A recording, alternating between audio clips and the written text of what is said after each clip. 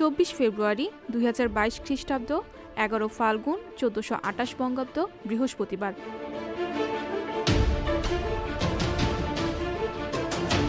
1876 সালের 24 ফেব্রুয়ারি অবিভক্ত বাংলার প্রথম ঘোড়ায় টানা ট্রামগাড়ি চালু হয়।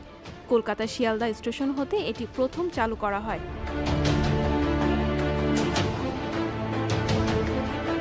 1952 সালের 24 ফেব্রুয়ারি ভাষা আন্দোলনের শহীদদের স্মরণে ঢাকায় নির্মিত হওয়া প্রথম শহীদ মিনারটি অনানুষ্ঠানিকভাবে উদ্বোধন করেন শহীদ শফিউরের বাবা।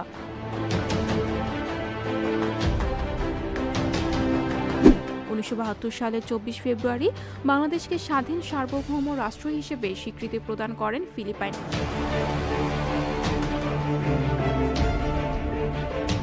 2008 সালের 24 ফেব্রুয়ারির এই দিনে ফিদেল কাস্ট্রো কিউবার রাষ্ট্রপতি পদ থেকে অবসর নেন। কিউবা বিপ্লবের প্রধান এই নেতা 1959 সালের ফেব্রুয়ারি থেকে 1976 সালের ডিসেম্বর পর্যন্ত কিউবার প্রধানমন্ত্রী ছিলেন। এরপর তিনি দেশটির রাষ্ট্রপতির দায়িত্ব পালন করেন।